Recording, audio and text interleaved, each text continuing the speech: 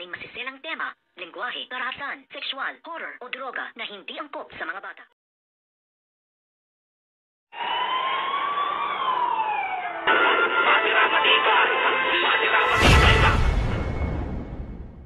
Nabawi man ni Primo itong si Amanda at naitakas mula sa ospital. Hindi doon nagtatapos ang lahat.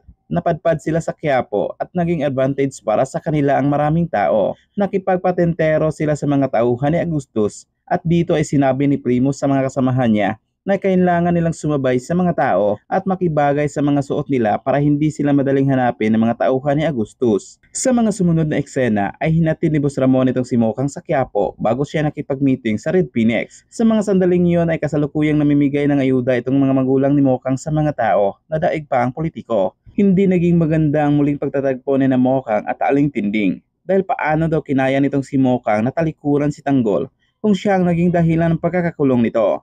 At ang masakla pa doon ay nagpakasal pa ito sa ibang lalaki. Walang nagawa itong si Mukang kundi ang umiyak na lamang habang humingi ng pasensya kay Tinding.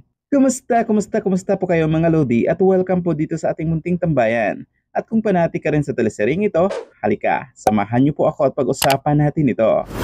Halos paulit-ulit nang pinapasilip ng teleserye ang mangyayaring engkwentro sa budiga ni Boss Ramon kung kailan magtutuos itong mortal na magkalaban, sina Mang Rigor at Boss Ramon. Samantalang tutumbahin naman ang grupo ni Tanggol itong Red Phoenix. Siguradong marami sa inyo ang may ideya na kung ano ang susunod na mangyayari. Pero alam niyo ba kung ano ang mangyayari kay Boss Ramon at maging kila Don Julio at Olga pagkatapos sa nangyaring engkwentro? Ipagpalagay na lang po natin na pagkatapos nun ay nakatakas itong kampo ni Boss Ramon at hinabol sila ni Mang Rigor. Kaya lang, pagkalabas ni Mang Rigor ay naabutan niya sina Tanggol at Bubbles at muntik na niyang mahuli ang mga ito. To rescue si Chip Espinas at niratatan niya ang kampo ni Mang Rigor. At pagkatapos nun ay umalis lang din kaagad ang grupo ni Chip Espinas kasunod ng pagtakas nila Tanggol at Bubbles. Sa mga sandaling yun ay hindi na maalis-alis sa isipan ni Mang Rigor ang mukha ni Boss Ramon na buong akala niya ay patay na. Huli na nang napagtanto ni Mang Rigor na naiisahan pala siya ni Boss Ramon.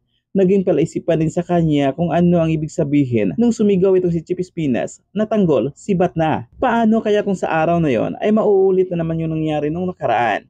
Ngayong alam na ni Mang Rigor na buhay pala itong si Boss Ramon ay muling sumiklab ang galit niya at siguradong hahanapin niya ulit ito. Paano kaya kung sa mismong lugar na yon ay mapadpad ulit itong si Boss Ramon at muling magtatagpo ang landas nila ni Aling Tess? Nako, exciting talaga yan. Kaya abangan na lang po natin ang mga susunod na mangyayari. Dito lang po yan sa teleseryeng inaabangan natin gabi-gabi, FPJ's Batang Quiapo. Sana huwag kalimutang pindutin ng like at i-share ang video na ito. Mag-subscribe ka na rin kung bago ka pa lang sa channel na ito para updated ka pa sa mga susunod ko pang i-upload. Hanggang sa mga susunod na episode, maraming salamat po sa inyong panonood.